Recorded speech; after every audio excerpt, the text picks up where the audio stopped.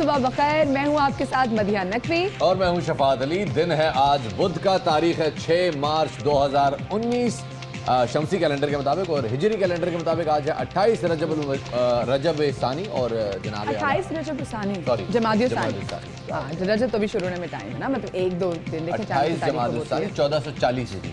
क्या आपने ज़बरदस्त बात की। शफात आजकल बड़ी मज़ेदार बातें कर रहा है, और कल शफात ने एक बहुत अच्छी बात की थी पीएसएल को लेके, और स्पेशली वो भी कोयटा ग्लैडिएटर्स को लेके कि जी कोयटा ग्लैडिएटर की टीम जो है उस वक्त बड़ी ऐसा लग रहा है कोई मोजज़ाती तौर पे काम कर रही है। और अहमद शहजाद कल क्या जारहाना इनिंग्स के लिए उमर कुछ हुआ है मेरे ख्याल से, कुछ हुआ है इस बार लगता है बाकी कुछ पड़वा के आए हैं। 2 मैच उन्होंने खेले, फिर उसके बाद वो रेस्ट पे चले गए, फिर उसके बाद उन्होंने 5-4 मैच नहीं खेले, फिर वापस आए और देर दनादन जो हो रहा है आपके सामने। खैर कुछ थोड़ा स्पेशल अनाउंसमेंट आपके लिए भी एक अनाउंसमेंट है, और वो उससे एक अनाउंसमेंट है, लेकिन उससे पहले हम पहले टॉप स्टोरीज दे देते हैं। हाँ, पहले टॉप स्टोरीज के बाद फिर एक अनाउंसमेंट है।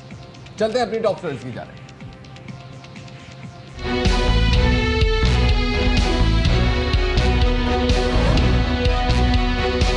जमातुल दावा और फलाह इंसानियत पर पाबंदी, 44 अरकान हिरासत में। डीजीआईएस प्यार कहते हैं फैसला जनवरी में हो चुका था, किसी के कहने पर कार्रवाई नहीं की। नवाज शरीफ ने बेटी की ट्वीट और पंजाब हुकूमत की जानिब से जेल से अस्पताल मुंतकिल होने की पेशकश रद्द कर दी। कहते हैं किसी से कुछ नहीं कहेंगे। एक के बाद एक मुतनाज़िर बयान। वज़ीर इत्तलात पंजाब फ़याज़ुल हसन चौहान को ले डूबा, बिलाकर ओहदे से फारिग। शमशान बुखारी आज उनकी जगह ओहदे का हलफ उठाएंगे। मदिया, मैंने आपको बैठने का नहीं कहा, मैं आप वहाँ गई, मैंने आपको वापस पूछे क्यों?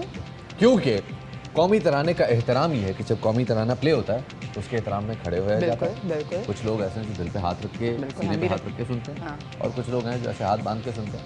लिहाजा हमने इंट्रोड्यूस कराया है एक नई टाइप का कौमी तराना। कौमी तराना वही है, लेकिन सिर्फ हमने उसके साज बदल दिए। I mean wow Shafat, goosebumps, और साथ में मेरी आंखों में आंसू आ गए, क्योंकि मुल्क से मोहब्बत तो है, लेकिन जिस तरह से साज़ों से मोहब्बत का इजहार किया गया है, और कौन कौन सी आवाज़, नेचर की आवाज़, इवन के फ़ोन पे आप टाइप करें उसकी आवाज़, फ़ोन की आवाज़, ग्लास की आवाज़, चम्मच हिलाने की आवाज़, पानी के गिरने की आवाज़, आबशार की आवाज़, मतलब खूबसूरत, बहुत खूबसूरत। और यहाँ से पता चलता है मतलब, और इस आजकल का जो टाइम चल रहा है, इस सिनेरियो में ऐसी जब भी कोई चीज़ आती है हमारे सामने, तो जो जज्बा हुब्बुल वतनी है ना, वो मल्टीप्लाई हो जाता है हमारा। बिल्कुल ऐसा है। और यू नो, आप जब सारी ज़िंदगी आप सुनते आए आयरिश बैंड पे, ब्रास पे कौमी तराने को, तो जब आप उसको किसी दूसरी धुन में सुनते हैं तो एक ऐसी एक नई फीलिंग डेवलप हो जाती है। आप जरा खुल के एक्सप्रेस करते हैं। This is beautiful and what a beautiful start. खैर, हम अपने आज के शो का बाकायदा आगाज़ करते हैं, और सबसे पहले बात करेंगे एक इंतहाई अहम खबर की कि जमातुल दावा और फलाह इंसानियत फाउंडेशन पर पाबंदी लगा दी गई है। वज़ारत दाखिला ने जमातुल दावा और FIF पर पाबंदी का नोटिफिकेशन जारी कर दिया है। वज़ारत दाखिला के मुताबिक पाबंदी इंसदाद दहशतगर्दी एक्ट 1997 के तहत आयद की गई। दोनों तंजीमों को इंसदाद दहशतगर्दी एक्ट के शेड्यूल 1 में शामिल कर दिया गया है। इत्तलात के मुताबिक मसूद अजहर के बेटे और भाई समेत 44 अफराद हिरासत में ले लिए गए हैं। वज़ीर ममलिकत बराए दाखिला शहरियार आफरीदी कहते हैं किसी के दबाव में कार्रवाई नहीं कर रहे। इसी तरह सेक्रेटरी दाखिला का कहना है कि कार्रवाइयाँ 2 हफ्ते तक जारी रहेंगी। असासे भी तहवील में लिए जा सकते हैं। पाकिस्तान हर 6 महीने बाद, साल बाद किसी ऐसी चीज़ में अपने आप को मुब्तला नहीं करना चाहेगा जिससे हम पे दोबारा इल्ज़ामात लगे। ये हमारी मुस्तकबिल और हमारी अपना इनिशिएटिव है। हम किसी प्रेशर में ये नहीं कर रहे। और सबसे बढ़कर ये कि अक्रॉस द बोर्ड अब पाकिस्तान की ज़मीन और पाकिस्तान को किसी लेवल पर किसी भी कैपेसिटी में कोई मिसयूज़ नहीं कर सकेगा इंशाल्लाह। ये तमाम कलर तंजीमों के खिलाफ एक्शन हो रहा है, किसी एक के खिलाफ नहीं हो रहा। अगर किसी के एसेट्स को हमें टेक ओवर करना पड़ा तो हम उनके एसेट्स को भी टेक ओवर करेंगे। जो ऑलरेडी हमारी प्रिस्क्राइब ऑर्गेनाइजेशंस हैं उसके अंदर ATA के तहत जो है वो हम कर भी सकते हैं। हमें अगर कोई मज़ीद एविडेंस मिला या किसी की हमने इन्वेस्टिगेशन करनी हुई तो उसके ऊपर गवर्नमेंट किसी भी वक्त किसी भी इदारे को अपनी तहवील में ले सकता है। दूसरी जानिब अमेरिका में पाकिस्तान के सफ़ीर असद मजीद का भारतीय इल्ज़ामात पर रद्द-ए-अमल भी सामने आया है, जिसमें उनका कहना है कि कलअदम तंजीमों के खिलाफ कार्रवाइयाँ कर रहे हैं। भारत पुलवामा वाक़े के सबूत पेश करे। अक़वाम मुत्तहिदा में पाकिस्तानी मंदूब मलिहा लोधी कहती हैं कि पुलवामा से मुतालिक जोजिया पर महज इल्ज़ामात पर कार्रवाई नहीं हो सकती। अच्छा, ये जो वाक़या है ना तो कलअदम तंजीमों पे पाबंदी का, ये सन 2001 से शुरू है, जब मुशर्रफ साहब ने सदारत संभाली थी, जो मुल्क के चीफ एग्जीक्यूटिव होते थे। और ये स्टार्ट हुआ था 3 तंजीमों से, और 3 तंजीमों के बाद उसमें 2003 में मजीद तंजीमों का था, वो 8 हो गई। फिर 2008 में दोबारा क्रैकडाउन हुआ, और हर क्रैकडाउन पे इन तंजीमों में की तादाद में इजाफा होता है। लगभग है ये तंजीमें, मुझे एग्जैक्टली आइडिया नहीं है कितनी है, लेकिन बहरहाल ये अच्छी खासी हो चुकी है। इस बारे में फवाद चौधरी साहब क्या कहते हैं, आइए उनसे चल के देखते हैं उन्होंने क्या कहा इस हवाले में। एक जंगी जनून में मुब्तला कौम नहीं है। हिंदुस्तान में एक सेगमेंट जो है वो जंगी जनून में मुब्तला है, तो मेरा ये ख्याल है कि उनकी अकल अब तक ठिकाने आ चुकी है। हिंदुस्तान का मजाक उड़ा है इस वक्त पूरी दुनिया में, पूरी दुनिया नरेंद्र मोदी और उनकी पॉलिसीज़ का मजाक उड़ा रही है। हिंदुस्तान के मीडिया का पूरी दुनिया में मजाक उड़ा है। उसकी वजह ये थी कि जिस तरीके से उन्होंने जंगी जनून पैदा करने की कोशिश की, उसके मुकाबले में जिस मेच्योरिटी से पाकिस्तान ने उसको डील किया, उसके बाद पाकिस्तान की जो आलमी दुनिया में पाकिस्तान का कद बढ़ा है, हमारी कौम का हौसले की जो है वो दाद देनी चाहिए। कहा जा सकता है कि आज से 4 दिन पहले हालात जितने ख़तरनाक थे या जिस किस्म के हम जंग के करीब थे, आज अल्हम्दुलिल्लाह हालात बदल रहे हैं। हम हर गुज़रते वक्त के साथ हम जंग से दूर हो रहे हैं। तमाम अक़लियतों का एहतराम ज़रूरी है, वो बराबर के सिटीज़न्स हैं, उनको हमने इंशाअल्लाह मेन धारे में अपने साथ रखना है। दूसरी जानिब तर्जुमान पाक फ़ौज मेजर जनरल आसिफ गफूर ने कहा है कि पाकिस्तान नहीं चाहता कि खित्ते का अमन मुतासर हो। 26 से 28 फरवरी तक बहुत ज़्यादा कशीदगी रही। पाकिस्तान की फ़ौज भारत की किसी भी जारियत का मुंह तोड़ जवाब देने के लिए मुकम्मल तौर पर अलर्ट है। पुलवामा हमले में पाकिस्तान मुलविस नहीं। वज़ीर आज़म इमरान खान ने खुद ऑफ़र की थी कि सबूत दें, तहकीकात हम कराएंगे। कुछ साबित हुआ तो अपने मुफाद में सख्त कार्रवाई से गुरेज नहीं करेंगे। भारत संजीदगी से सोचे, वो चाहता क्या है। 26 फरवरी से 28 फरवरी तक काफ़ी जो है तनाव रहा। 26 को उन्होंने एग्रेशन किया, 27 को हमने रिस्पांस दिया, और वो आपने देखा कि क्या उसका रिजल्ट निकला। उनके 2 तैयारे मार के गिराए, एक पायलट उनकी डेथ हुई, एक पायलट हमारे अरेस्ट में था जिसको रिलीज़ कर दिया। तो 28 को फिर LOC पे ज़्यादा कार्रवाई हुई, बहुत ज़्यादा फायर एक्सचेंज हुआ। आपने देखा कि उसमें हमारे 2 सोल्जर शहीद हुए, 4 सिविलियन शहीद हुए, और 18 उनकी इंजरी की भी सिविलियंस की है। लेकिन 28 के बाद से लेके अभी तक रिलेटिव काम इसको कहें कि LOC पे है। टेंशन तो है, लेकिन इसमें अगर आप कहें कि एक स्ट्रेटेजिक पॉज है for India to take a decision की जो एग्जिट पॉइंट यहाँ से अवेलेबल है, which should be a saner choice, कि उसको वो अवेल करते हैं या नहीं करते हैं। और अब बात करेंगे उस खबर के हवाले से जो कि इस वक्त ट्विटर पे ट्रेंड कर रही है कि नवाज शरीफ को फ्री किया जाए, क्योंकि मरीम नवाज ये सोशल मुहिम चला रही थी और उनकी इस मुहिम पर नवाज शरीफ ने यानी उनके वालिद साहब ने ही पानी फेर दिया। जी हाँ, साबिक वज़ीर आज़म ने अस्पताल जाने से बिल्कुल इनकार कर दिया। वज़ीर आज़म इमरान खान ने मरीम नवाज़ की जानिब से एक ट्वीट के बाद, जिसमें कहा गया था कि उनके वालिद को 1, 2 नहीं बल्कि 4 मरतबा एंजाइना का दर्द हुआ। इंसानी हमदर्दी की बुनियाद पर नवाज शरीफ को पंजाब इंस्टीट्यूट ऑफ कार्डियोलॉजी मुंतकिल करने की हिदायत भी की गई थी। पंजाब हुकूमत एक्शन में आई, लेकिन साबिक वज़ीर आज़म ने जेल छोड़ने से इनकार कर दिया और कहा कि वो किसी से कुछ भी नहीं कहेंगे। और इसी हवाले से मज़ीद बात करने के लिए इस वक्त हमारे साथ मौजूद मुस्लिम लीग नून के रहनुमा मलिक अहमद खान। अस्सलाम वालेकुम खान साहब, good morning and welcome to the show. Khan साहब, सबसे पहले तो ये बताएगा कि नवाज शरीफ साहब की इस वक्त तबीयत कैसी है। देखिए, रिपोर्टेडली उनकी जो है एंजाइना पेन्स वो बार बार कंप्लेन कर रहे हैं। कल के दिन में भी 2 दफ़ा की उनकी एंजाइना पेन की कंप्लेन है, और इससे पहले जो उनके मेडिकल बोर्ड, 4 मेडिकल बोर्ड्स हैं, उन चारों ने ये सजेस्ट किया कि उनको एक हार्ट के कैथराइजेशन की ज़रूरत है, जो कि एक कार्डिक इक्विपमेंट के साथ बैक्ड हो। तो उस फैसिलिटी में उनको ट्रीटमेंट रिक्वायर्ड है, जो कि उनको डिनाई की जा रही है। मलिक साहब, एक सवाल ये पूछना चाहूँगा कि एक बात ये भी आ रही थी कि इलाज के लिए मुल्क से बाहर तशरीफ़ ले जाना चाहते हैं मियाँ साहब। मेरा सवाल ये अभी चूँकि इस किस्म की डिस्कशन चल रही है कि मियाँ साहब 3 मरतबा मुल्क के वज़ीर आज़म रहे हैं, क्या मुल्क में उनकी 3 दौरे हुकूमत के बावजूद कोई एक भी ऐसा अस्पताल नहीं है कि जहाँ इस बीमारी का इलाज किया जा सके, या इसका इलाज पाकिस्तान में मुमकिन ही नहीं है?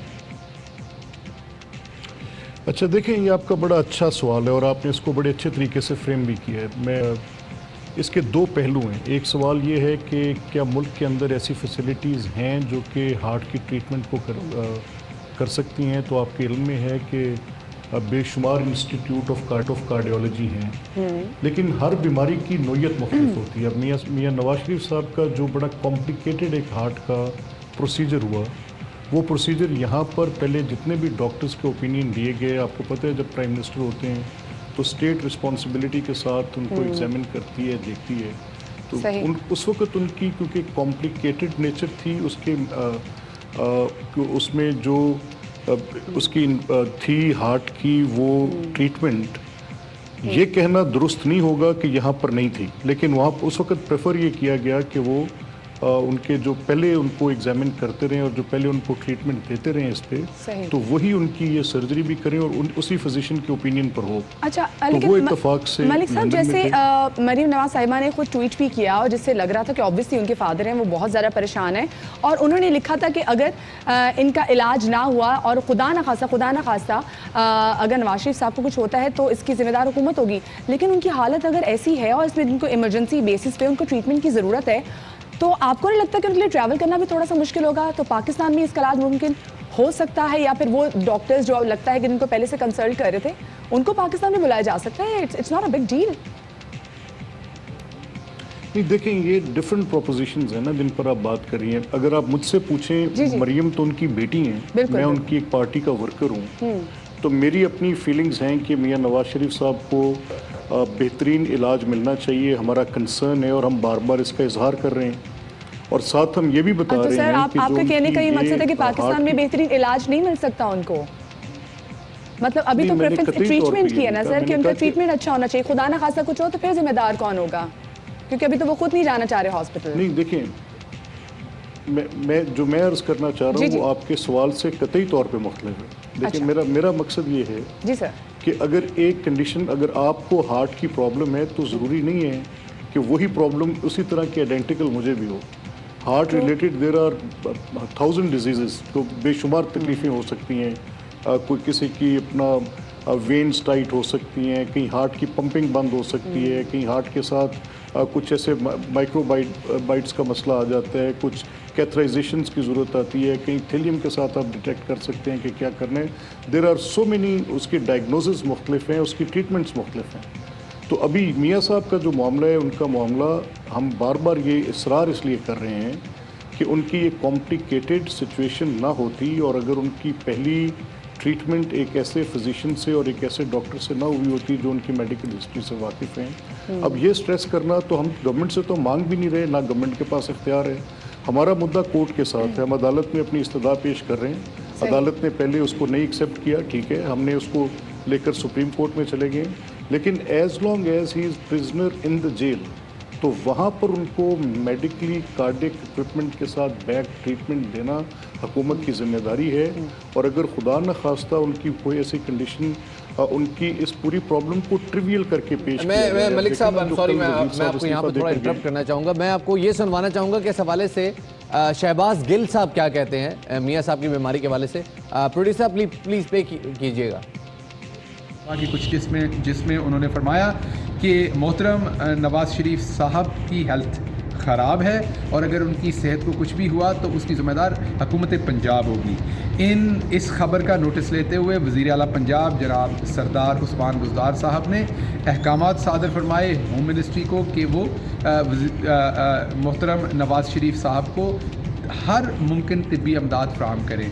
होम मिनिस्ट्री के जो अफसरान थे वो सुप्रिटेंडेंट जेल के साथ मिलकर और डॉक्टर्स को साथ लेके नवाज शरीफ साहब के पास गए, जहाँ पे उन्होंने उनका ब्लड प्रेशर और दूसरा चेकअप किया और जिसको डॉक्टर्स ने नॉर्मल पाया। बहरहाल उसके बावजूद हुकूमत पंजाब ने नवाज शरीफ साहब को ये ऑफ़र दी कि वो पंजाब के किसी भी सरकारी हस्पताल, वो PIC हो या कोई भी और हस्पताल, जो भी वो चूज़ करते हैं वहाँ पे उन्हें शिफ्ट करके उनका इलाज करवाने के लिए मुकम्मल तैयार हैं, जिस पर नवाज शरीफ साहब ने इससे इनकार किया और उन्होंने कहा कि मैं मुकम्मल सेहतियाब हूँ और मैं जेल में ही रहना चाहता हूँ, मैं किसी हस्पताल में नहीं जाना चाहता। तो ये आपसे शेयर करनी थी बात ताकि ये रिकॉर्ड्स। अच्छा मलिक साहब, हमने आपको सुनाया कि पंजाब हुकूमत के तर्जुमान शहबाज गिल साहब क्या कह रहे हैं। उन्होंने तो ऑफ़र भी की थी, तो उनके ऑफ़र से आप लोग सेटिस्फाइड नहीं थे? नहीं, अब आप मुझे प्लीज़ काइंडली एक क्लियर मिनट देंगी ताकि मैं अपना मौक़िफ़, क्योंकि आपके सवालात बड़े तवातर से हैं। देखिए, हमें डॉक्टर शहबाज गिल ने जो कहा, ये उनका अपना कंडक्ट है, वो जो कह रहे हैं, हम तो एक ही सिंपल बात कर रहे हैं और वो हमारी बात ये है कि आपने जितने चारों बोर्ड्स कराए हैं उन चारों बोर्ड्स ने ये रिकमेंड किया कि उनकी एंजियोग्राफी होनी चाहिए।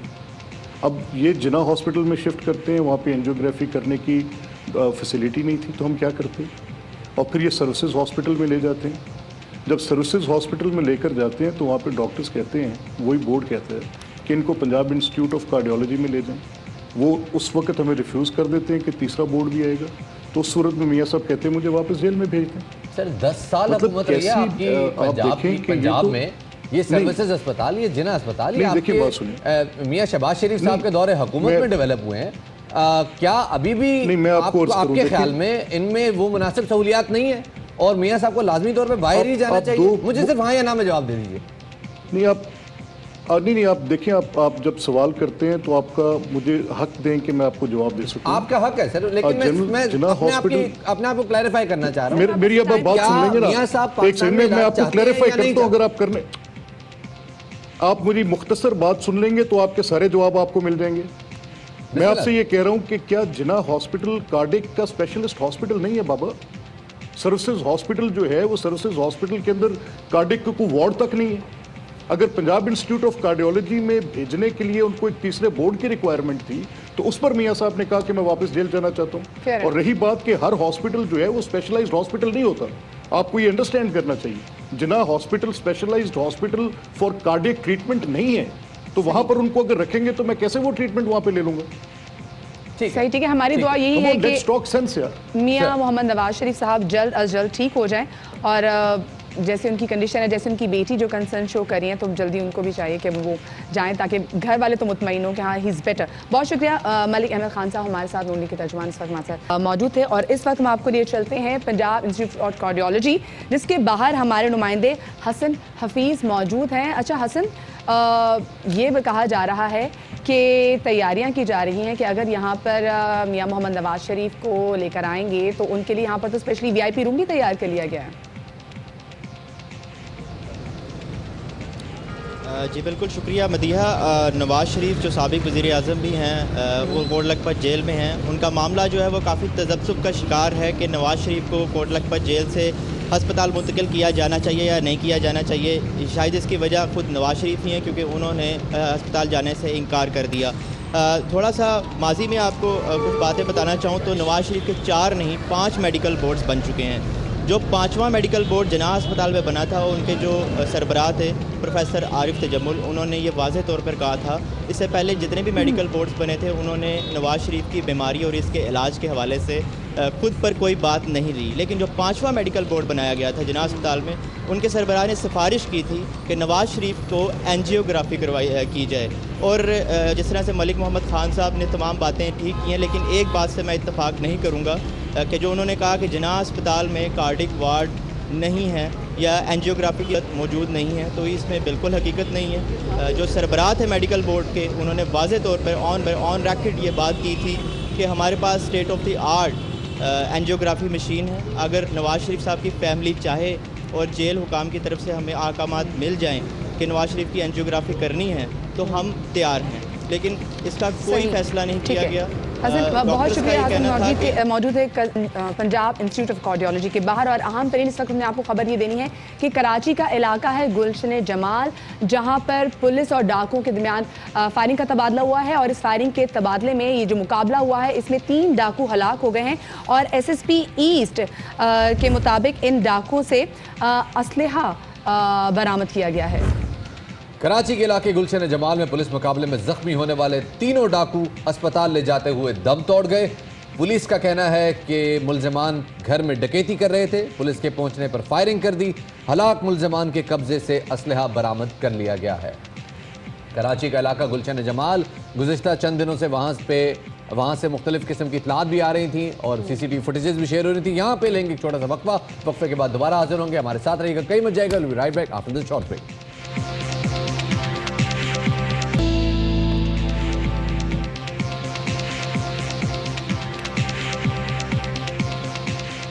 Welcome back, good morning. कुछ 3 कैरेक्टर इनफैक्ट इसमें से ऐसे थे जिनको बहुत ज़्यादा पसंद नहीं किया गया। वो था ड्रैगन का कैरेक्टर। ड्रैगन मतलब क्यों वो आग लगाता बोलते हैं, वो पैदा इसलिए उसमें आग निकालनी है। exactly. लेकिन इंसान मुंह से आग निकाले, नॉट बैड। पहले तोलो फिर बोलो, कहा ये जाता है ना जी। हाँ। तो जोश खिताबत में होश खो देना हमेशा नुकसान देता है। पै दर पै मुतनाज़ा बयानात के जरिए सुर्खियों में जगह बनाने वाले वज़ीर इत्तलात और सकाफत जी फयाजुल हसन चौहान साहब बिल आखिर मुस्ताफ़ी हो गए। उनको फारग कर दिया गया वज़ीर आज़म इमरान खान के हुक्म पर। वज़ीर आला ने इस्तीफ़ा लिया। ये कोई एक मरतबा की बात नहीं थी कि जब फयाजुल हसन चौहान साहब ने बगैर सोचे समझे गुफ्तगू की। आइए आपको सुनवाते हैं कि मुख्तलिफ मौक़ों पर क्या क्या कहते गए हैं।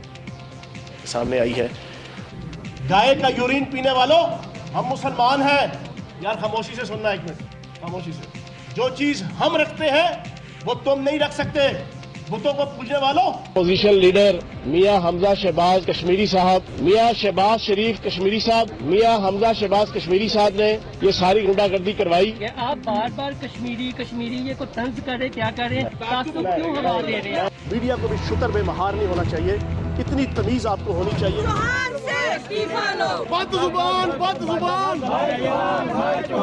फिर मैं आपको बताता कि नरगिस को मैं हाजी नरगिस ना बनाता तो आप मुझे कहते महंगा जहनत साल से 3 नहीं 300 रोजे ना रखनी तो मन कहते हैं।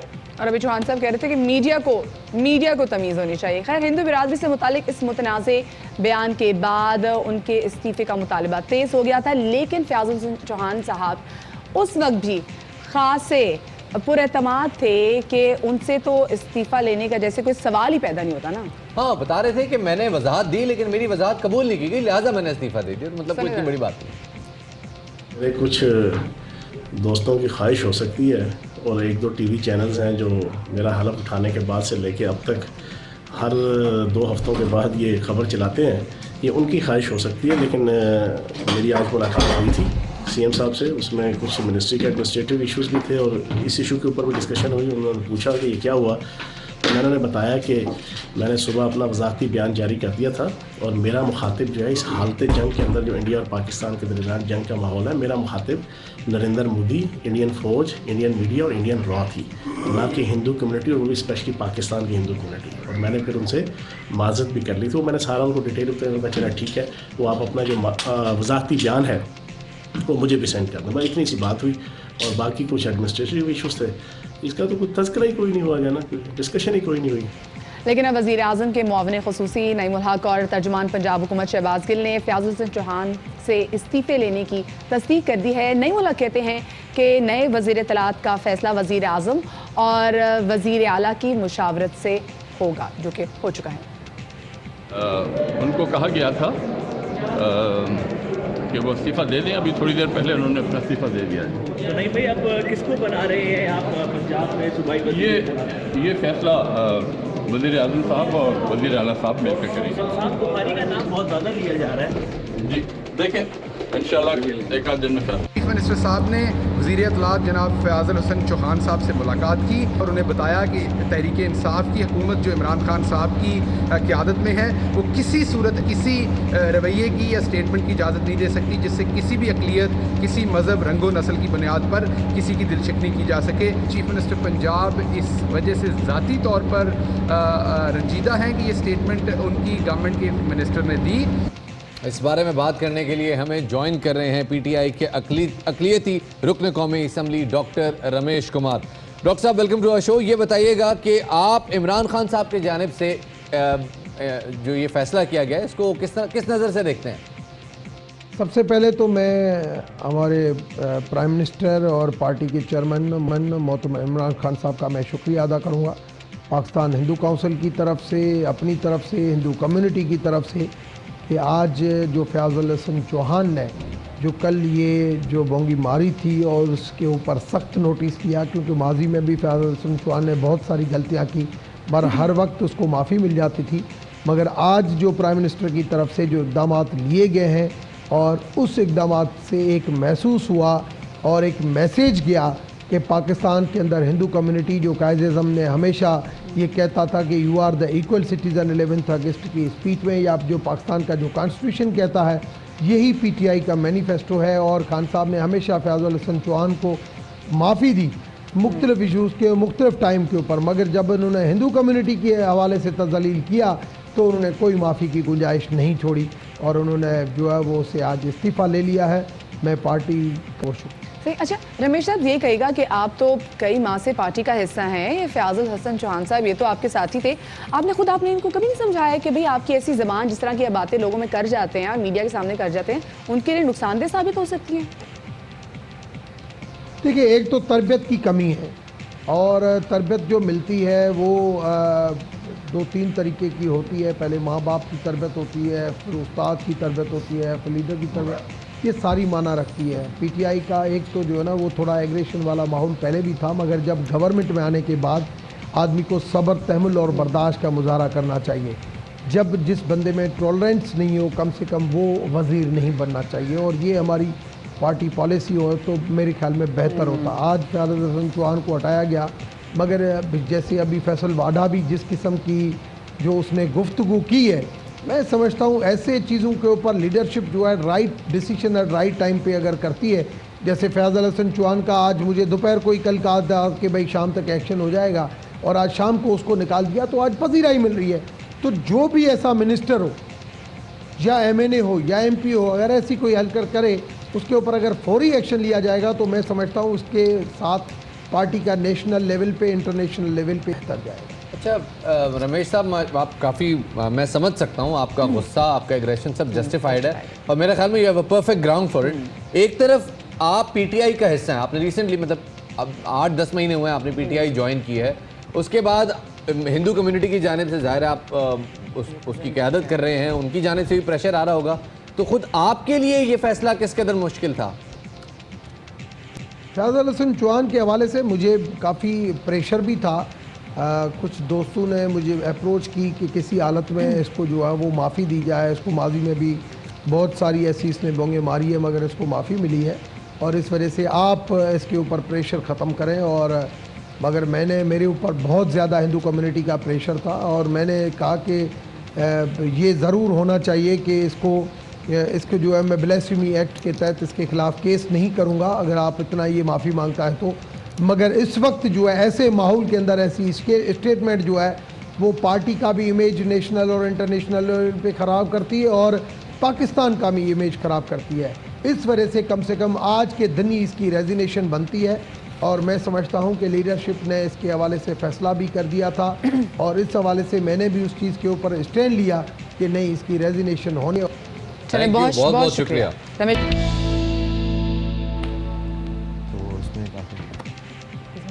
खैर ख़वातीन और हज़रात, वेलकम बैक। और मैं आपका थोड़ा सा एक मूड रिफ़्रेश करना चाहूँगा क्योंकि बाहर मौसम बहुत खूबसूरत है और मौसम की खबरों की हम बात करेंगे। मौसम की खबरों के मुताबिक इस वक्त पाकिस्तान में मौसीकी का मौसम छाया हुआ है मैं भी और ख़ास तौर पे मदीहा नकवी जो हैं वो तो मौसीकी की शदीद दिलदादा है। दादा तो इनके साथ दादी दिल दादी हैं ये, और दादी की खैर आप कुछ भी कह लें, दादी दिल पोती कह लें आप इनको अपनी एज के हिसाब से। लेकिन खैर गुज़िश्ता दिनों हुआ ये कि एक बहुत कम अरसे में बहुत ज़्यादा शोहरत हासिल करने वाला बैंड कश्मीर बैंड, उसके साथ मदीहा नकवी ने कुछ टाइम स्पेंड किया और उनको मतलब उनके लिए फैन मोमेंट था मेरा वहाँ पे जाना। उनके लिए फैन मोमेंट नहीं था, लेकिन उन बेचारों को जो अजियत हुई उसके लिए हम उनसे पेशगी माजरत चाहते हैं। लेकिन खैर जो मज़ा बहुत आया, मैंने वो पैकेज देखा, मैं तो फ़ैन हो गया मदीहा का और जाहिर है कश्मीर बैंड का तो मैं फ़ैन हुई पहले से अल्हम्दुलिल्लाह। तो चल के देखते किया क्या इन्होंने वहाँ जाकर। कि उस्मान ने किसी लड़की को क्यों नहीं लिया? ऑनेस्टली मैं आपको बताऊं तो मुझे ज़रूरत ही नहीं अभी महसूस होती। क्यों लड़कियां अच्छा नहीं गाती? नहीं गाने वो बात नहीं है, मतलब एक कीबोर्ड प्लेयर है इतना ज़बरदस्त रिप्लेस करने इसको ज़रूरत नहीं है। वोकलिस्ट हमारा सबसे अच्छा है, ज़रूरत ही नहीं है किसी लड़की को लाने के लिए। माशाल्लाह वैस, जाहिर, शेन, मेरे नहीं ख्याल किसी लड़की की ज़रूरत है किस बैंड। कश्मीर बैंड से पहले आपका बैंड का नाम क्या था उस्मान? उस्मान के पास माइक है? अली। हमारे बैंड का नाम पहले था क्वेज़ार्स। बड़ा कॉम्प्लिकेटेड सा नाम था, लोग जो इसको प्रोनाउंस नहीं कर पाते थे। लोग क्या कहते थे? Kausar. But the real thing is कि Kashmir is a very strong name. मतलब आप नाम सुनते ही हो तो आपको एक होता है आपको इमोशनली अटैच भी हो उसके साथ, और आपको याद रह जाता है ऐसा नाम है। आपको दोबारा किसी को बताना नहीं पड़ता कि यार हमारे बैंड का नाम कश्मीर है। बस मुझे ये बताइए, जो क्योंकि मैं देख रही हूँ कि तीन जो गिटार है वो मुझे डिफरेंट नस्ल के लग रहे हैं गिटार ना, तो ये कौन सा गिटार है जी? तो basically this is an electric guitar जो मेरे और जाहिर के पास है, क्योंकि इसमें 6 स्ट्रिंग है। अच्छा जाहिर, आपके पास जो गिटार है इसका, और ये हम प्राइस इसकी वैसे क्या होगी अगर हमने ये गिटार ले रहा हो? ये वाली? हाँ इसकी होएगी माइक को दीजिएगा। अबाउट 150। हाँ, it's a mid range guitar, not that expensive. I think around $400 से $500 के बीच में आपको मिल जाएगा ये गिटार। अब हम शेन के पास आ जाते हैं। ओहो शेन वैसे गिटार सॉरी ड्रम्स का कब से बजा रहे हैं आप? मैं ड्रम्स 12 या 13 साल से बजा रहा हूँ। ओके। Since I was 13। मैंने हमेशा से जो ड्रमर देखा ना वो बहुत ही वो ना अच्छा, वो ना बड़ा ही डिसेंट, बड़े शेप, जो बस अपने ड्रम से वो दुनिया को कहीं भी नहीं देखेगा ना, बड़ा एंजॉय करेगा, अपने ड्रम्स में खोया रहेगा। गिटारिस्ट के पास बड़ा मार्जिन होता है, सिंगर के पास भी ना, कि हल्का सा कोने में खड़े होकर कोई अच्छी लड़कियां जरा हो तो बंदा स्माइल भी दे रहा था। मेरा फैन है, कोई ऐसी बड़ी बात नहीं है, लेकिन क्योंकि अब ड्रमर हिल नहीं सकता ना, क्या करें? मतलब ऐसा हो सकता है ड्रम उठा के कहीं और कोने में जाके खड़े हो सकते, नहीं, ये मजबूरी है इनकी।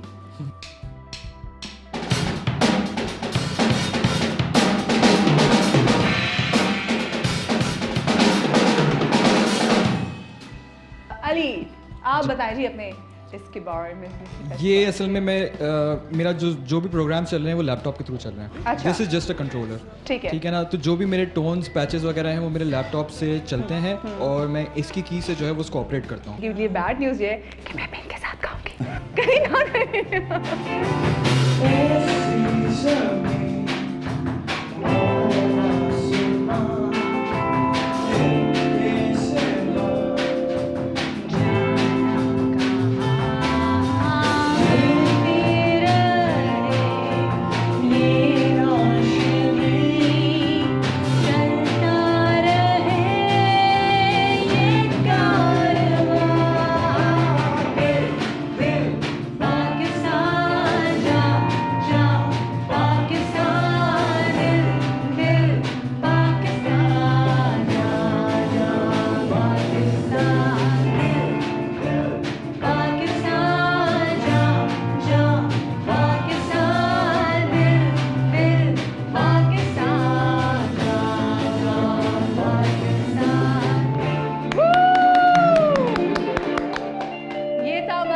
कश्मीर बैंड जिन्होंने गाया दिल दिल पाकिस्तान, एंड कश्मीर ही पाकिस्तान का दिल है। Thank you so much guys.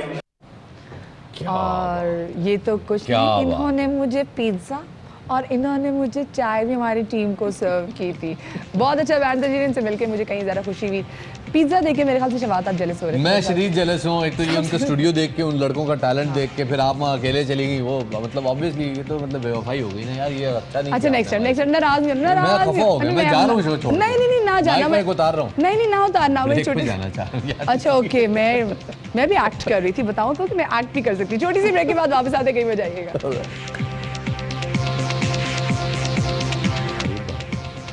Welcome back ख़वातीन और हज़रात। ब्रेक पे जाने से पहले और हेडलाइंस की ब्रेक से पहले हम बात कर रहे थे कश्मीर बैंड की और बड़ी अच्छी अच्छी बातें हो रही थी। हमने पिछला पूरा घंटा आपको कोशिश की कि खबरें दें। हमने मलिक अहमद खान साहब से बात की, हमने मरीम नवाज शरीफ साहिबा के ट्वीट को डिस्कस कर लिया। मेरे ख्याल में अब थोड़ा सा मजीद ऐड करते हैं इस कलर को, न्यूज़ को ही लेकर थोड़ा सा आगे चलना चाहिए। तो अब की टॉप स्टोरीज क्या वो देख लेते हैं।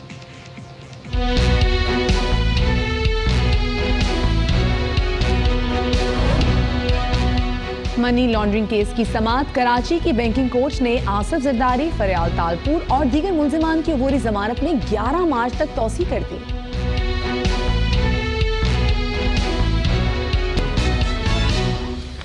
तो ये थी टॉप स्टोरीज और अब सबसे पहले बात कर लेते हैं मनी लॉन्ड्रिंग केस के हवाले से, जिसकी समाअत के दौरान कराची की बैंकिंग कोर्ट ने आसिफ अली जरदारी, उनकी बहन फरियाल तालपुर और दीगर मुल्जिमान की अबूरी जमानत में 11 मार्च तक तौसीह कर दी है। अदालत ने मुल्जिमान को केस इस्लामाबाद मुंतकिल करने की दरख्वास्त की नकूल भी फराहम कर दी हैं। आसिफ अली जरदारी को गुज़िश्ता रोज़ पेश किया जाना था, लेकिन वो पेश नहीं हुए। वकील फारूक नाइक ने दरख्वास्त दायर की कि साबिक सदर कौमी असम्बली के इजलास में मसरूफ़ हैं। फरियाल तालपुर और अनवर मजीद के बेटों निम्र और जुल्करनैन ने पेशी भुगताई। हुसैन लवाई और अब्दुल गनी मजीद को भी जेल से पेशी पर लाया गया था। अलबत्ता अनवर मजीद को अदालत नहीं लाया गया था। मली जेल के हुक्काम ने उनका मेडिकल सर्टिफिकेट वहाँ पर पेश कर दिया। जालों की बड़ी तादाद भी जनाब वहाँ पर ऑलरेडी पहुँची हुई थी और रश के बाइस फाजुल जज को गैर मुतल्लिक़ अफराद को रास्ता छोड़ने की हिदायत भी करना पड़ी। जी हाँ, ये जो मनी लॉन्ड्रिंग का केस है, इस हवाले से मैं कुछ मजीद स्टैट्स भी यहाँ शेयर करना चाहूँगा कि ये मामला पहली बार 2015 में सामने आया था। स्टेट बैंक ने FIA को बताया था कि कुछ बैंकिंग ट्रांजैक्शन्स मशकूक हैं। उस वक्त के वज़ीर आज़म नवाज शरीफ और वज़ीर दाखिला चौधरी निसार थे। केस 2018 को मीडिया में नजर आया और उसमें खबरें गर्म होना शुरू हुई कि FIA ने आसिफ अली जरदारी से मुताल्लिक केस की छानबीन शुरू कर दी है। रेफरेंसेस का कहा, लेकिन उस वक्त असेंबली से खिताब में साबिक सदर आसिफ अली जरदारी ने नैब से मुताल्लिक क्या कहा, आइए आपको सुनाते हैं। मैंने तो बड़े नैब देखे हैं और मैं देखता रहूंगा, ये तो मसला ही नहीं। इसी तरह आसिफ अली जरदारी के साहबजादे और पीपल्स पार्टी के चेयरमैन बिलावल भुट्टो ने भी JIT की रिपोर्ट को तस्लीम करने से इनकार कर दिया था। जो JIT रिपोर्ट है झूठ झूठ और सफेद झूठ है। ना मैं इसको मानता हूं और ना इस मुल्क के अवाम इसको माने। मुझे यकीन है कि ऑनरेबल कोर्ट्स इस झूठी जाली JIT को रद्दी की टोकरी में फेंकेंगे। जबकि पीपल्स पार्टी के दीगर रहनुमाओं ने भी पार्टी और इसके कायदीन के खिलाफ इस साजिश को बेबुनियाद करार दिया था। इस तरीके से JIT रिपोर्ट बनी है और पेश हुई है, इसमें बिलावल साहब ने, आसिफ जरदारी साहब ने, दी फरियाल तालपुर साहब का उन्होंने मौक़िफ़ दिया ही नहीं। अच्छा, मेरा भी नाम उसमें है JIT में, मुझे तो बुलाया ही नहीं गया। मुफाहमत खत्म तो अब मुज़ाहमत शुरू। इस वक्त जो एक वन साइडेड सिलेक्टिव अकाउंटेबिलिटी हो रही है, जो अपोजिशन को एलिमिनेट करने की कोशिश की जा रही है पाकिस्तान से बाकायदा एक प्लान के साथ। अच्छा, इसी केस के हवाले से मजीद बात करेंगे। हमारे नुमाइंदे राशिद हबीब जो है वो हमारे साथ लाइन पर मौजूद हैं। राशिद, ये एक बहुत बड़ा केस है, इसलिए बोला क्या था कि इनके लिए भी एग्जैक्टली उसी तर्ज की JIT बनेगी जो कि पनामा केसेस के लिए नवाज शरीफ की बनी थी। तो गुज़िश्ता माह जो अदालती हुक्म की वजह से जो नैब ने जो रिपोर्ट दी थी, उसमें कौन कौन सी बड़ी चीज़ें सामने आई थी? जी, JIT ने जो जिस करप्शन का सुराग लगाया उसमें 32 अकाउंट्स का जिक्र है जो JIT ने ट्रेस किए स्टेट बैंक की निशानदेही के मुताबिक, और 11 जाली ऐसे अदारे थे जिनके नाम पर ये अकाउंट्स खोले गए थे, जिसमें मुख्तलिफ लोग भी शामिल थे, इंडिविजुअल भी और कंपनीज भी। सबसे बड़ा नाम इसमें ओमनी ग्रुप का है। और JIT रिपोर्ट में ये भी बताया गया कि जिन जिन तरीक़ों से ये ब्लैक मनी कमाई गई, उसमें सबसे बड़ा ज़रिया जो था वो सरकारी ज़मीनों पर कब्ज़े करना और करवाना, और कब्ज़े करवाने के एवज़ लोगों से पैसे लेना है, जिसमें एक बड़ा नाम एक मारूफ हाउसिंग सोसाइटी का भी आता है, जिसकी डेवलपमेंट बड़ी तेज़ी से हुकूमत सिंध के ताउन से हुई और उसकी मद में फिर किक बैक्स भी लिए गए। वो ये केस भी आजकल सुप्रीम कोर्ट में ज़ेर समाअत है और उसमें उनसे सरकारी ज़मीनों की असल मार्केट रेट के मुताबिक रिकवरी की कोशिश की जा रही है। गवर्नमेंट के कॉन्ट्रैक्टर्स जो हैं, जिनको कॉन्ट्रैक्ट दिए जाते हैं, उनसे किक बैक्स की मद में भी पैसे लिए गए और ऐसे वाउचर भी दरियाफ्त हुए हैं। मिसिंग हैं वो वाउचर जिनके बगैर 46। राशिद, मेरा एक सवाल है आपसे, ये मामला जिस तरह साकिब निसार साहब के दौर में चल रहा था उस स्पीड से अब नहीं चल रहा, ना वो पेस है ना इसके अंदर वो घन गरज है, तो ये क्या लगता है आपको, कोई डील वील होने जा रही है या ये सिर्फ जंग के बादलों का असर है? साकिब निसार साहब के दौर में JIT की तो रिपोर्ट मुकम्मल हो गई थी, जिसके बाद जो प्रोसीजर था उसके मुताबिक ये मामला नैब को भेजा गया कि वो इसकी तहकीकात करें। और नैब का प्रोसीजर ये है कि वो पहले इब्तदाई तहकीकात करेंगे और फिर उसकी इन्वेस्टिगेशन प्रॉपर करेंगे, ये देखने के लिए कि क्या रेफरेंसेस बनते हैं इसमें या नहीं। लेकिन JIT में कहा गया था कि तकरीबन 16 रेफरेंसेस बन सकते हैं इसके। मैं ठीक कह रहा हूं?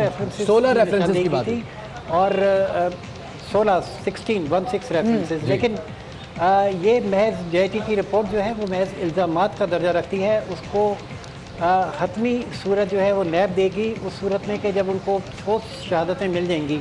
अब मसलन JIT का ये कहना कि फ़ेक अकाउंट से ट्रांजैक्शन हुई, जरदारी साहब के नाम पे, बिलावल के नाम पे उनके घर की पेमेंट हुई, फरियाल तालपुर को सीमेंट फ्राहम किया गया, बिलावल जरदारी को टिकट फ्राहम किए गए, नवाब शाह जरदारी हाउस के लिए ख़रीदारी के लिए रकम फ्राहम की गई, ये वो चीज़ें हैं जिनसे वो लिंक तो ठीक है बिल्कुल। ये तमाम तफसीलात मीडिया पे आती रही है। बहुत बहुत शुक्रिया राशिद हबीब साहब हमारे साथ मौजूद थे इस्लामाबाद। इस हवाले से अब हम किनसे बात करने वाले हैं? जी, और हम नफीसा शाह से बात करने जा रहे हैं, जो पाकिस्तान पीपल्स पार्टी के एक अहम रुकन भी हैं। अस्सलाम वालेकुम जी नफीसा शाह साहिबा, welcome to the show. Nafisa Shah साहिबा, ये बताएगा कि पीपल्स पार्टी के लिए, क्योंकि जो हालात हैं, जो भी केसेस हैं सारे बाप के सामने ही हैं, मतलब नैब तमाम तर केसेस को अब देख भी रहा है और बहुत सारे केसेस अभी और भी ऐड होने, आप कितनी मुश्किलात देख रही हैं मज़ीद?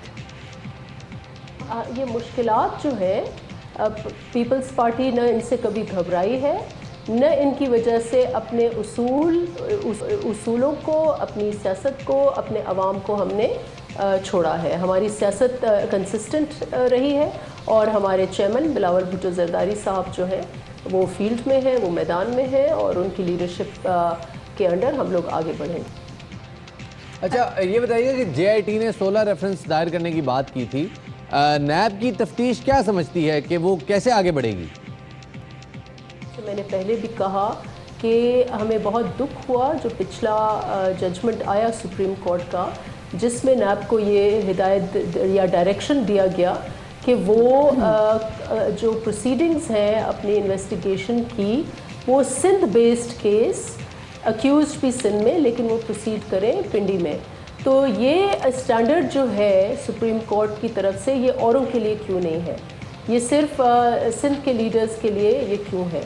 तो न सिर्फ ये नैब की अपनी जो रही है जो इन्वेस्टिगेशन के सिस्टम्स और उनके जो मुख्तलिफ केसेस में उनका रहा है अमल, वो बिल्कुल ही आर्बिट्ररी है। आर्बिट्ररी मीन्स के 2 केसेस बिल्कुल सेम नौइयत के होंगे, एक केस में अलग कदम होगा, दूसरे केस में अलग कदम होगा, एक में अरेस्ट होगा, एक में अरेस्ट नहीं होगा, एक में इमरान खान साहब फ़ोन करेंगे तो नैब पीछे हट जाएगी, अपॉलॉजी करेगी, और दूसरे केस में वो अरेस्ट करेंगे। As for instance speaker Sindh का आप देख लें, तो नैब इस वक्त काफ़ी मुतनाज़ है। ये सब काफ़ी बड़ी बात इन्होंने कर दी है नैब के बारे में। नफीसा शाह साहिबा ने बहुत शुक्रिया जी आपका। और अब हम नैब का भी जो है वो रद्द-ए-अमल इस हवाले से ले लेते हैं, और इसी हवाले से हमारे साथ एज ए स्पेशल प्रोसिक्यूटर नैब शाह खावर साहब लाइन पर मौजूद हैं।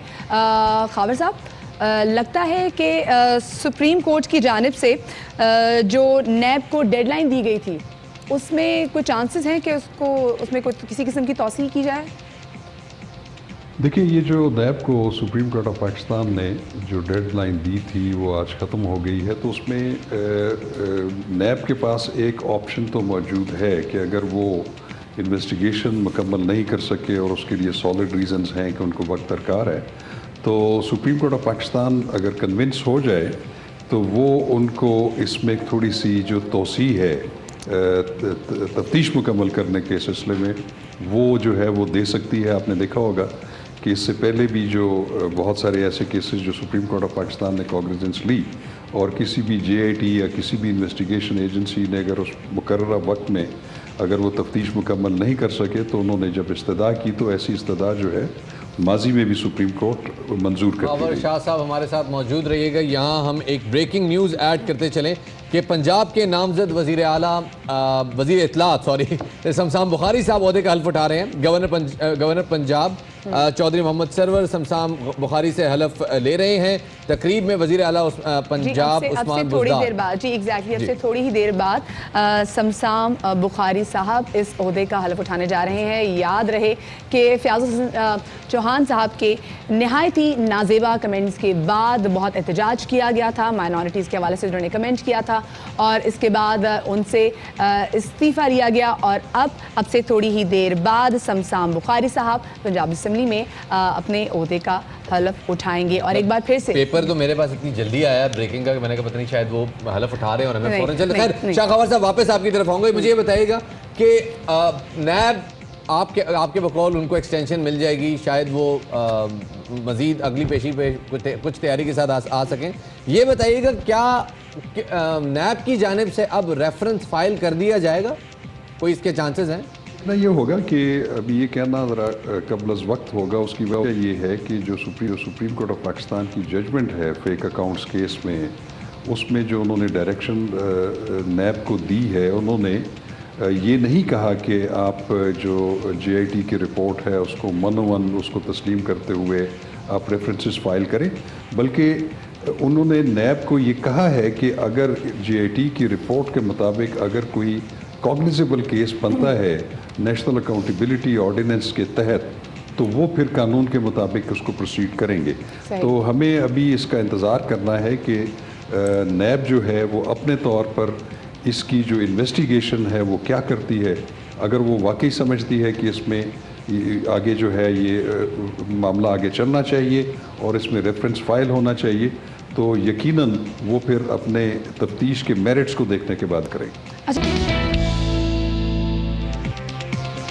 ब्रेक के बाद एक बार फिर से खुशामदीद आपको कहते हैं और अब एक ऐसी खबर के हवाले से बात करेंगे। एक अफसोसनाक खबर थी कि जिसमें हमारे फ्यूचर की डॉक्टर निम्रा अंधी गोली का निशाना बनी और जब तहकीकात की गई तो पता चला कि वो जो गोली चली थी वो पुलिस की जानिब से गोली चली थी और क्योंकि निशाना चूक गया था तो निम्रा उस गोली का निशाना बनी थी। और जब निम्रा को हॉस्पिटल भी लेके जाया जा रहा था तो अफसोस की बात ये थी कि हॉस्पिटल में भी वेंटिलेटर मौजूद नहीं था, जिसकी वजह से निम्रा वहाँ पर दम तोड़ गई। अगर वहाँ हॉस्पिटल में भी सहूलियात मुयसर होती तो निम्रा शायद आज हमारे दरमियान मौजूद होती, लेकिन उनके पहला वाक़या नहीं था कि इस तरह के जब कोई केसेस होते हैं, जब आपस में फायरिंग एक्सचेंज होता है तो निशाना ना चूके। ऐसे भी पिछले साल भी एक ऐसा वाक़या हुआ था कि एक बेचारा दर्जी जिसकी कुछ दिनों बाद ही शादी थी, वो रिक्शे में जा रहा था और एग्जैक्टली ऐसे ही हुआ कि वो भी पुलिस की अंधी गोली का निशाना बना। किसने गोली मारी नहीं पता। एग्जैक्टली और इस हवाले से हमारे साथ मौजूद हैं हमारे स्पेशल क्राइम रिपोर्टर नज़ीर शाह साहब। अस्सलाम वालेकुम, welcome to our show.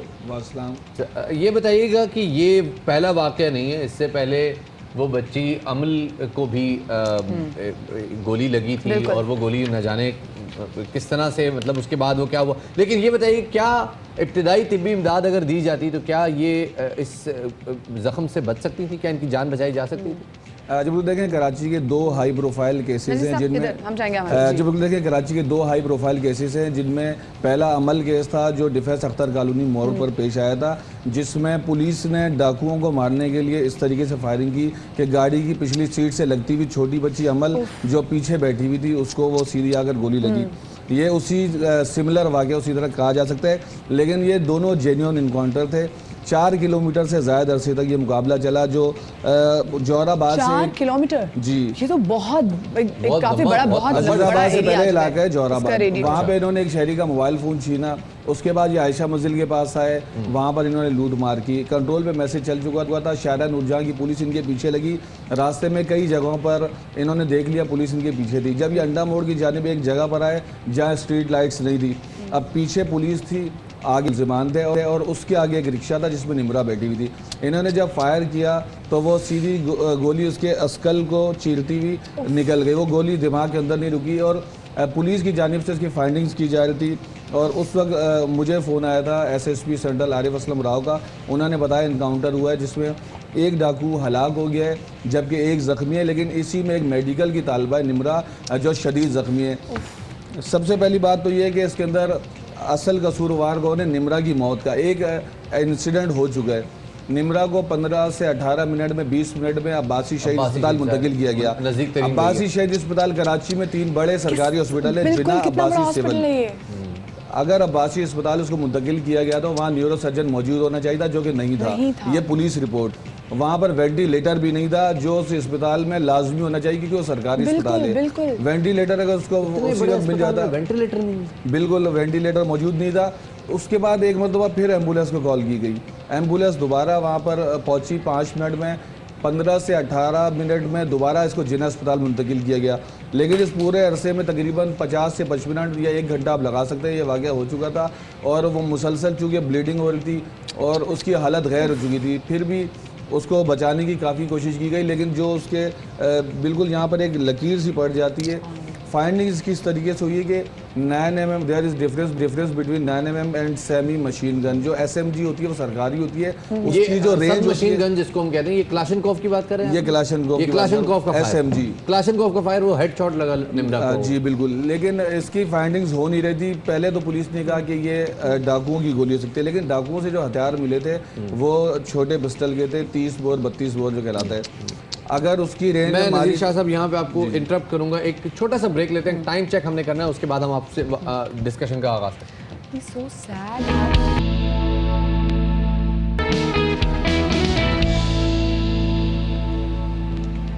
Welcome back खवातीन और हज़रात। ब्रेक पे जाने से पहले हम डिस्कशन कर रहे थे कराची में होने वाले उस दिलखराश वाक़े की जिसमें मेडिकल की एक तालिबा निम्रा की जो जहाँ भाग हुई। वो मेरे साथ मौजूद हैं हमारे स्पेशल क्राइम रिपोर्टर जनाब नज़ीर शाह साहब। शाह साहब मुझे ये बताइएगा, इस वाक़े का आपके बकौल अब्बासी शहीद अस्पताल में चूंकि सहूलियात नहीं, एक I am sorry once again हमें इंटरप्ट करना पड़ रहा है आपको। शाह महमूद कुरैशी साहब इस वक्त लाइव एक प्रेस कॉन्फ्रेंस से खिताब कर रहे हैं, आइए उनको चल के सुनते हैं। To ensure prosperity of our peoples. Ladies and gentlemen, in the recent years, the China-Pakistan corridor has infused greater depth to our relationship with China.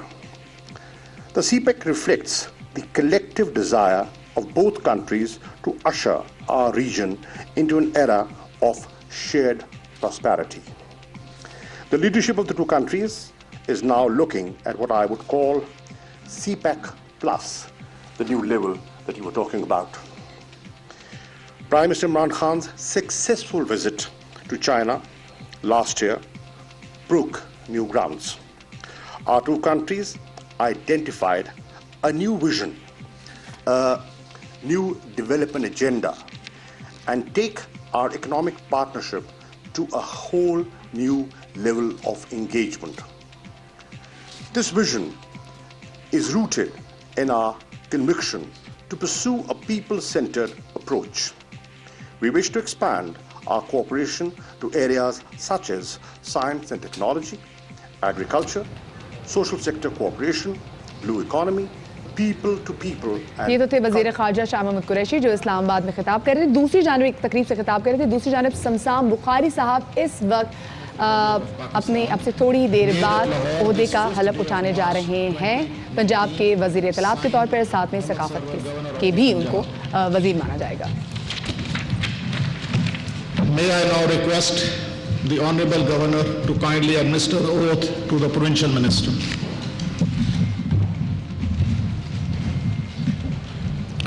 Bismillahirrahmanirrahim. Bismillahirrahmanirrahim. I, Sayyid Samsam Ali Shah Bukhari, do solemnly swear that I will bear true faith and allegiance to Pakistan, that as a minister of the government of the province of Punjab, I will discharge my duties and perform my functions honestly to the best of my ability, faithfully in accordance with the Constitution of the Islamic Republic of Pakistan, and the law, and always in the interest of the sovereignty and always in the interest of the sovereignty, integrity, solidarity, well-being, and prosperity of Pakistan. That I will strive to preserve the Islamic ideology. Which is the basis of the creation of Pakistan. That I will not allow my personal interests to influence my official conduct or my official decisions. That I will preserve, protect, and defend the Constitution of the Islamic Republic of Pakistan. That in all circumstances, I will do right to all manner of people, according to law, without fear or favor, affection or ill will. And that I will not directly or indirectly communicate or reveal to any person any matter which shall be brought under my consideration,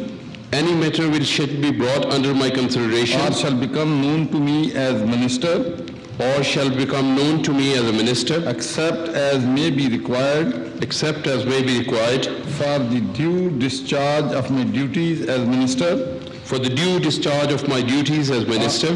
or as may be specially permitted by the Chief Minister. May Allah Almighty help and guide me. Ameen.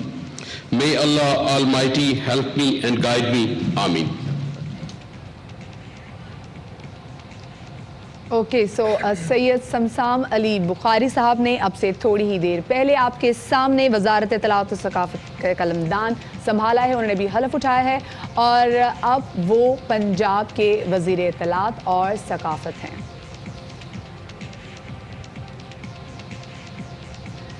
याद रहे आपको कि फ़याज़ हुसैन चौहान साहब के कुछ मुतनाज़ बयानात और बहुत ही तासुब से भरी कुछ कमेंट्स की बात, बहुत सारा प्रेशर आया उन पर, वज़ीर आज़म पर भी और साथ वज़ीर आला पर भी, तो उनको हटाया गया उस ओहदे से। और उसके बाद समसाम बुखारी साहब जिन्होंने अब से थोड़ी देर पहले आपके सामने हलफ उठाया है वज़ीर इत्तलात और सकाफत का आपके सामने, हम उनको मुबारकबाद भी बोलेंगे और अल्लाह करे कि ये पंजाब में अपने फ़राइज़ सर अंजाम दें और फ़याज़ुल हसन चौहान साहब की गलतियों से, because he is very season politician, Samsam Bukhari साहब की अगर हम बात करें तो आई एम श्योर कि ये वो चीज़ें कभी करेंगे भी नहीं, ना उसका सोचेंगे जो कि फ़याज़ुल हसन चौहान साहब ने जो चीज़ें की हैं हालिया तौर पर। खैर हम एक बार से दोबारा जाते हैं क्योंकि हम निमरा कत्ल केस के वाले से बात कर रहे थे। अच्छा, आपने ये बात की कि क्योंकि हॉस्पिटल में चीज़ें नहीं थी, चले वो तो एक हॉस्पिटल का मामला, वो भी मुद्दा है, बहुत बड़ी प्रॉब्लम है, लेकिन दूसरी जानिब जो निशाना चूकना है तो इससे ट्रेनिंग का मसला भी तो है ना। और वाई क्लेशनकोव क्या हम उनको ऐसे 9mm नहीं दे सकते ताकि उनका निशाना चुभने का कोई खतरा ही ना हो? देखिए बेसिकली ये निशाना चुभना नहीं बल्कि ये अंधाधुंध फायरिंग करना है। इसके अंदर एक जानिब एक अंधाधुंध फायरिंग क्यों करनी जहाँ पे लोग भी हों? ये कानून तो ये कि 100 गुनाहगार छूट जाए लेकिन एक बेगुनाह जो है ना मारा जाए, असल कानून तो ये। लेकिन हमारे यहाँ तरबियत का फुकदान है। एडिशनल आईजी कराची डॉक्टर अमीर शेख ने तकरीबन 4 या 5 माह कबल एक नोटिफिकेशन जारी किया था जिसमें कहा गया था कि तमाम वो मोटरसाइकिल पर गश्त करने वाले एहलकार जिनके पास SMGs होती हैं अब वो छोटा हथियार यानी कि 9mm पिस्टल रखेंगे। नोटिफिकेशन तो निकाल दिया गया लेकिन उस पर अमल दरामद आज तक नहीं हुआ। ये दूसरी बात ये कि इस बात को तकरीबन 4-5 माह हुए अमल केस के बाद और इस तरह के जितने भी वाक़यात हैं उनके अंदर एक ही चीज़ नज़र आती है कि जितने भी एहलकार हैं जो पुराने या नई भर्तियाँ हैं उनकी तो तरबियत हो चुकी है लेकिन इन तमाम के रिफ्रेशर कोर्सेज करवाने चाहिए और पुलिस ने रिफ्रेशर कोर्सेज शुरू भी करवाए थे लेकिन हर कुछ अरसे बाद देखें अमल एक छोटी बच्ची थी, वो भी बड़े होकर किसी भी फील्ड में आ सकती थी, पाकिस्तान का नाम रोशन कर सकती थी। इसी तरह ये फाइनल ईयर की तालिबा थी, मेडिकल की तालिबा थी, इसका भी एक फ्यूचर था। इसके वालिद नहीं थे, इसकी वालिदा ने इसे वालिद बन के पाला था और ये खुद पुलिस फैमिली से बिलोंग करती थी। Sir just for a second, आप देखिए, आप क्राइम रिपोर्टर हैं, माशाल्लाह से सीनियर जर्नलिस्ट हैं, लेकिन आप खुद सोचें उस औरत के बारे में कि जिसने कितनी मेहनत से एक बच्ची को पाला हो और कितने ख्वाब होते हैं कि मेरी बच्ची डॉक्टर बनेगी, और जब उसके फाइनल ईयर में हो और ऐसे वो किसी अंधी गोली का निशाना बने, तो उस औरत का तो एतमाद पुलिस पे सिफर हो गया ना। बिल्कुल सही बात है। और हम उनके घर गए, हमने उनकी फैमिलीज़ को देखा, जो उनके ख़ानदान थे, जो उनके मामू थे, उन्होंने बाप बन के पाला, इसके अहले खाना दीगर जहाँ ये रहती थी। मेडिकल की जो तालीम होती है वो सब जानते हैं कराची में कि वो एक्सपेंसिव होती है, खर्चा किया जाता है। बिल्कुल सिंगल पेरेंट होकर सब कुछ करना बहुत मुश्किल है। काफी अफसोसनाक खबर है ये, लेकिन बहरहाल शाह साहब हमारे साथ मौजूद हैं। यहाँ हम लेंगे एक छोटा सा वक्फा, वक्फे से वापस आते हैं और बात करेंगे फिर PSL की सूरत हाल पे, और साथ ही PSL कराची आ रही है, कराची में सिक्योरिटी की क्या सूरत हाल है। नज़ीर शाह साहब हमारे मौजूद हैं। एक छोटा सा वक्फा लेते हैं, वक्फे के बाद दोबारा हाजिर होंगे, कहीं मत जाइएगा। Will be right back.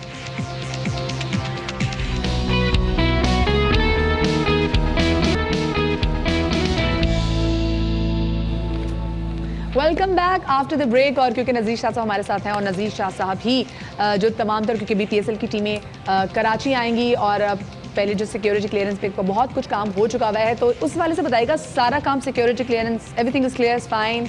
देखिए, पुलिस और रेंजर्स ने एक कंटीजेंसी प्लान बनाया था जिसमें पुलिस के 13,000 एहलकार, ट्रैफिक पुलिस के 1,000 एहलकार डिप्लॉय होने थे। लेकिन जब मौजूदा सूरत हाल के पेश नज़र तमाम मैचेस जब कराची मुंतकिल हुआ, तो उनको ये अपना सिक्योरिटी प्लान रिव्यू करना पड़ा। अब कराची में PSL के मौके पर 15,000 से ज़ायद एहलकार सिर्फ पुलिस के special branch, crime branch, CTD और जितने इनकी रिज़र्व फोर्स है उनके मिलाकर 15,000 से ज़्यादा एहलकार सिर्फ पुलिस के तैनात होंगे। जो एयरपोर्ट से लेके होटल तक, होटल से स्टेडियम तक 2,500 इसमें रेंजर्स के एहलकार तैनात होंगे। अच्छा, पूरी सिक्योरिटी ज़बरदस्त। अच्छा, अब इस पर अभी दोबारा भी आते हैं, लेकिन नेल बाइटिंग इनकाउंटर था पेशावर ज़ल्मी का और लाहौर कलंदर्स का। आखिरी बॉल पे मैच का फैसला हुआ जब एक बॉल बाकी थी, और मिसबाह हक ने क्या शानदार बैटिंग की है, मजा आ गया। और सब लोगों ने किस तरह से उनको गले लगाए हुए, क्या खूबसूरत जेस्चर था। अच्छा भाई, क्योंकि मैचेस सारे कराची में आ गए हैं, टिकट्स लबना शदीद दुश्वार हो गया है। कहाँ से टिकट्स मिलेंगी लोगों को, हमने भी जाना है भाई। लब्बे ना लब्बे, टिकट जरूर लब्बे, टिकट जरूर लब्बे। देखिए, टिकट ऑनलाइन भी मिल रहे हैं, और जो TCS के जो ब्रांचेस है उन पर भी, एयरपोर्ट है, शारा फैसल है, मुख्तलिफ जगहों पर मिल रहे हैं। लेकिन यहाँ पर एक लंबी लाइन, जब कोई टिकट खरीदने जाता है तो ख़रीदार सबसे पहले तो यही देखकर परेशान हो जाते हैं, लेकिन जो शौकीन है वो सुबह से आकर उस जो शाह साहब कैटेगरी कितनी है, मतलब कितने की टिकट्स हैं, मतलब पता चले ना कितनी महंगी से महंगी कितनी टिकट है। और लेकिन टिकट की कैटेगरी मिनिमम तो ये 1000 से शुरू होती है और आगे फिर जो VIP तक जाती है। लेकिन सबसे बड़ी बात ये टिकट मिल जाए। हमें कॉल्स आती हैं, चूँकि कराची की हमारी टीम है, तो लोग समझते हैं कि हम टिकट दे रहे हैं। वो कहते हैं यार हमें 1000 वाली टिकट 2000 में दे दो। मुझे ये बताइएगा, नेशनल स्टेडियम की तरफ जाने वाला जो रोड है, जब ये बंद हो जाएगा जाहिर है, तो उसके लिए कोई अल्टरनेटिव ट्रैफिक रूट्स अनाउंस हुए? देखें, कराची के शहरियों के लिए खुशखबरी है, इस मरतबा कोई रोड क्लोज नहीं किया जाएगा। बहुत बड़ी खबर, बहुत बड़ी आपके यूनिवर्सिटी रोड से लेकर जेल चौरंगी जाने वाला रोड, ये तमाम खुले रहेंगे। लास्ट टाइम जो मैच हुआ था PSL 3, उसमें यूनिवर्सिटी रोड बंद कर दी गई थी, लेकिन इस मरतबा यूनिवर्सिटी रोड खुली रहेगी। कोई भी शहरी और इवन के जो वहाँ का एतराफ़ का रिहायशी है, अगर उसने भी अपने घर की जानिब जाना है तो अपना NIC रखे, वो एहलकारों को बताएगा। 2-3 रोज़ कबल DIG ट्रैफिक की जानिब से ये मीटिंग, एक प्रेस कॉन्फ्रेंस भी बुलाई गई थी, जिसमें उन्होंने तमाम रूट्स का बता दिया गया था कि कितनी जगहों पे पार्किंग होगी।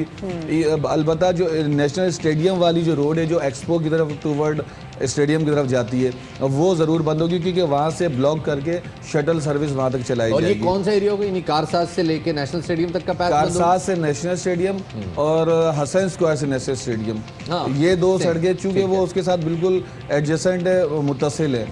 इसके अलावा और ये सारा ट्रैफिक डाइवर्ट कहाँ किया जाएगा? ये सारा ट्रैफिक, जैसे कि आप अगर नीपा से अगर आप आ रहे हैं और आपने इस तरफ मुड़ना था स्टेडियम की तरफ, तो आप सीधा जाएंगे न्यू टाउन से, आप फिर लेफ्ट मुड़ेंगे। इसी तरह आप न्यू टाउन से अगला बहादराबाद से होते हुए फिर आप अपनी डेस्टिनेशन तक जा सकते हैं। रूट प्लान पूरा दे दिया गया। एक जो आपको पता है पिछले साल भी थोड़ी बहुत प्रॉब्लम हुई थी, क्योंकि दो अहम वहाँ से डालमिया से आते हुए 2 अहम अस्पताल आते हैं, एक लियाकत नेशनल और आगा खान है। तो खुदा ना खासा जैसे पिछली बार हुआ था कि एम्बुलेंसेज अगर आ रही होती फिर उनको पहुँचने बड़ा मुश्किल का सामना होता है। फिर उन्होंने इस चीज़ को भी देख के चीज़ें डिज़ाइन की है ताकि एम्बुलेंसेज को मुश्किल, हॉस्पिटल के रास्ते बंद नहीं किए जा रहे इस मरतबा भी, और एम्बुलेंसेज को खुसूसी तौर पर एक्सेस दिया जाएगा, किसी भी एम्बुलेंस को नहीं रोका जाएगा।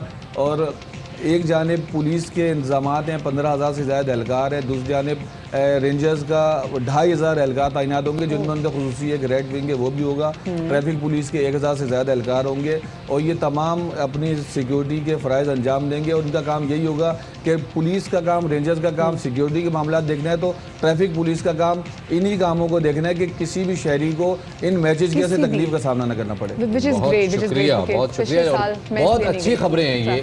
हम इन फैसलों पे सिंध हुकूमत को खराज तहसीन पेश करना चाहेंगे। बहुत अच्छे फैसले हैं कि अगर शहरियों का इतना ख्याल है, और ऑब्वियसली ख्याल रखना भी चाहिए, साथ ही साथ हम उनको गुड लक भी विश करना चाहेंगे, क्योंकि बहुत बड़ा चैलेंज है। एक साथ 8 मैचेस एक शहर में आ रहे हैं, एक बहुत बड़ा इवेंट शुरू होने जा रहा है, जिसके लिए हम तमाम तो लोग बड़े एक्साइटेड हैं। अल्लाह करे जी खैरियत से हो।